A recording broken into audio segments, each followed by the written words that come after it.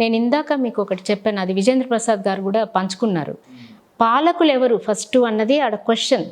అంటే పాలితులు ఎవరు, పాలకులు ఎవరు? ఎక్కడైనా మనం చూస్తామా? మైనారిటీలో ఉన్నటువంటి శాతము ఇవాళ ఎప్పటి నుంచో పాలకులుగా ఉంటున్నారు.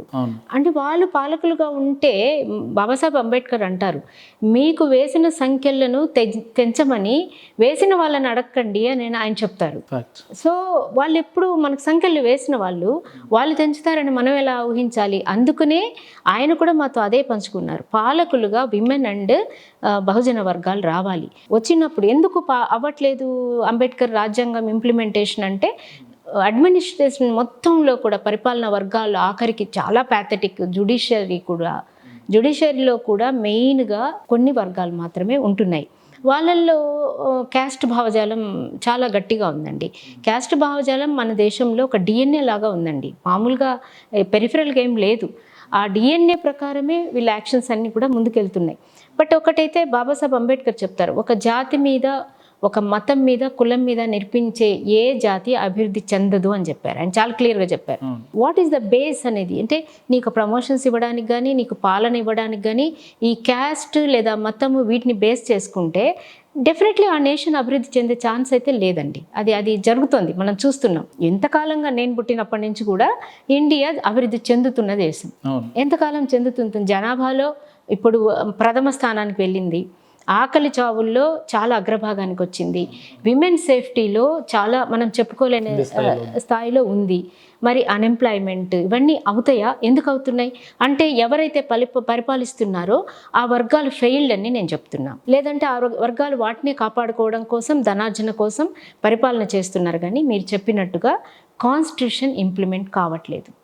డెఫినెట్గా కావట్లేదు అని అన్నప్పుడు మరి ఎందుకు మేడం ఈ రాజకీయ నాయకులు భారత సంవిధానం మీద ఒట్టేసి ప్రమాణాలు చేయడం, లేదంటే ఇంప్లిమెంట్ చేస్తామని చెప్పడం ఏందన్నట్టు? ఇదంతా మిస్మరైజా లేదంటే ఎట్లా అన్నట్టు? ఇప్పుడు చాలా మంది ఏమనుకుంటారంటే బాబాసాహెబ్ అంబేద్కర్ గారు రిజర్వేషన్స్ ఇచ్చారని, రిజర్వేషన్కి ఆద్యుడని ఆయన గురించి మాట్లాడతారు. ఆయన గ్రేట్ ఎకనామిస్ట్. ఆయన కొంతమంది అయితే అంబేద్కర్ ఏదో దళితుల కోసమే పుట్టినట్టు, లేదంటే దళితుల కోసమే రాజ్యాంగం రాసినట్టుగా, గిరిజనుల కోసమే రాసినట్టు అని అంటారు. అది నిజమేనా? అంబేద్కర్ అంటే ఓన్లీ దళితులకు సంబంధించిన నాయకుడు? కానే కాదండి. ఆయన నిజానికి great reformer and great economist. ఆయన పరిశ్రమల ప్రాముఖ్యత ఎంతో చెప్పారు. ఆయన ప్రాబ్లమ్ ఆఫ్ రూపీ అన్న బుక్ రాసిన తర్వాత ఇండియన్ ఎకానమీని ఆయన చాలా స్క్రిప్ట్ వైజ్ చేశారు.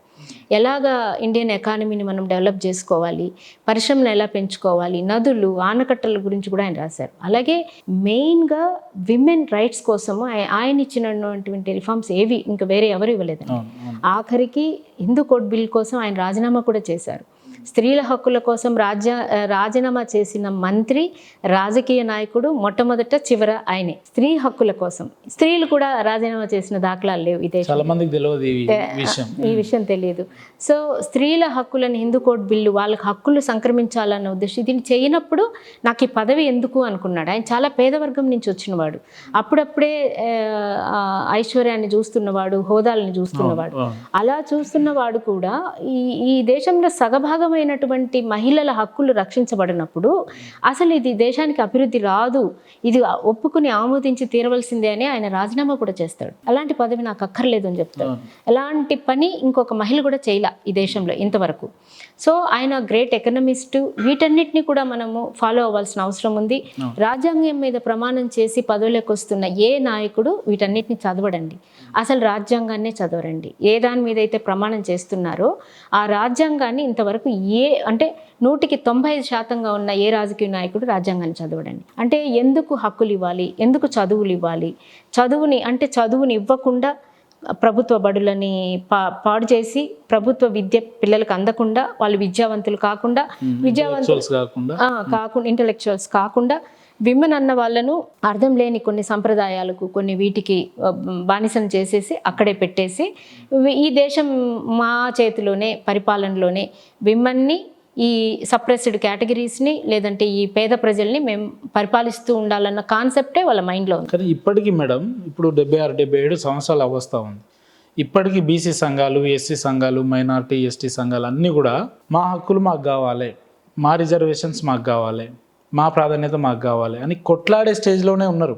అంటే స్టిల్ దే ఆర్, అంటే మనం బ్రిటిష్ పాలనలో ఉన్నామా లేదంటే గతంలో మనం అనుకున్నట్టు వేరే రాజ్యాంగంలో ఉన్నామా, అంటే ఈ దేశానికి రాజ్యాంగం లేదా, లేదంటే వచ్చినా కూడా ఎందుకు ఆ ప్రతిఫలాలు కింది స్థాయి వర్గాలకు అందుతలేదు అని అంటే ఇప్పుడు చాలామంది చదువుకున్న స్కాలర్స్ కావచ్చు, ఇంటలెక్చువల్స్ ఒక సంఘం పెట్టుకోవడం, ఆ సంఘాల హక్కుల కోసం మాట్లాడడం ఇట్లా జరుగుతుంది. అంటే ఏందన్నట్టు రాజ్యాంగం కింది స్థాయిలో వెళ్తలేదు అన్నట్టే కదా. సో ఈ ఇంప్లిమెంటేషన్ ఆపేస్తుంది ఎవరు, లేదంటే ఆపడానికి వాళ్ళకేం రైట్స్ ఉంటాయి అని అంటే ఇంప్లిమెంటేషన్ని ఇప్పుడు సపోజ్ అండి, ఫర్ ఎగ్జాంపుల్ ప్రభుత్వ ఉద్యోగాల్లో ఎస్సీ ఎస్టీలకి రిజర్వేషన్స్ ఉన్నాయి కదా, ఫర్ ఎగ్జాంపుల్ విమెన్కి రిజర్వేషన్స్ ఉన్నాయి కదా. అసలు ప్రభుత్వ సంస్థలే మాయం చేస్తే there will be no reservation. చట్టాలు పుస్తకాలు అలాగే ఉంటాయి, రాజ్యాంగపరంగా హక్కులు అలాగే ఉంటాయి. ప్రైవేటైజేషన్ చేస్తారు. ప్రైవేటైజేషన్ ఆ ప్రైవేట్లో ఏముంటుంది, మళ్ళీ కూడా గుత్తాధిపత్యాలు, పెట్టుబడిదారీ వ్యవస్థ. వాడు ఎంత పెట్టుబడి పెట్టాడో అంత పిండుకోవడం. అంటే ఇవాళ మనం ఒక రిపోర్ట్ వచ్చింది, 25 సంవత్సరాలు దాటి 30 ఏండ్లకే అత్యధిక పెద్ద రోగాలు వచ్చిన యువతకు కనిపిస్తుంది. చాలా భయంకరమైన జబ్బులకి పోయిన, అంటే వీళ్ళకు ఉన్న ఫుడ్ మాడ్యూల్స్, వాళ్ళ వర్క్ స్ట్రెస్ అని చాలామంది చెప్తున్నారు. ఇంత వర్క్ స్ట్రెస్ ఇస్తూ ఇన్ని గంటలు పని చేయాలి అంటే పని ఇన్ని గంటలు పని చేయాలన్నటువంటి 8 గంటల 7 గంటల అన్న రూల్స్ చట్టాల్లో ఉన్నాయి. ప్రైవేట్ సంస్థలకి అవి వర్తించట్లేదు, వాళ్ళు అలా చేయట్లేదు. వాళ్ళు పెయిడ్ ఎంతంటే మహా అంటే ఒక 1% ఎక్కువ డబ్బులు ఇచ్చేసి వాళ్ళ దగ్గర చేయిస్తున్నారు. అంటే నేనేమంటున్నా అంటే రూట్ కాజ్ మీద దెబ్బ కొట్టారు. ఒక ఉద్యోగాల ఇంకా రూపకల్పన పెంచాల్సింది పోయి పక్కా చాలా గొప్ప స్థాయిలో ఉన్న ప్రభుత్వ సంస్థలు తీసుకెళ్ళి ప్రైవేటైజ్ చేసేసారు. ఇంకా ఎవరు మాట్లాడతారు రిజర్వేషన్స్ గురించి? రిజర్వేషన్స్ ఉన్నాయంటే ఉన్నాయి, మరి పొలిటికల్ రిజర్వేషన్స్ ఉన్నాయి. పొలిటికల్ రిజర్వేషన్లో మరి 30% ఇవ్వాలి విమెన్కి, అట్లీస్ట్ ఎక్కువనే ఇవ్వాలి, అట్లీస్ట్ 30% ఇవ్వాలి. ఎక్కడ ఇస్తున్నారు? ఇవ్వట్లేదు. ఇచ్చిన 4-5% కూడా పప్పెట్లాగా పెట్టుకొని వాళ్ళు ఏవో సంతకాలు పెట్టమ్మా చేయపాడు. ఇదంతా కూడా ఒక భావజాల వ్యవస్థ. అంటే స్త్రీని అణచివేసి ఉండాలి, అసెంబ్లీలో ఉండడానికి లేదు, ఇంకా పేపర్లు కూడా చింపి ఇసిరి పడేస్తారు. చట్టాలు వచ్చినాయంటే వాళ్ళు భరించలేరు. ఆ చట్టాల గురించి మాట్లాడడానికి కూడా వాళ్ళకి ఇది ఉండదు.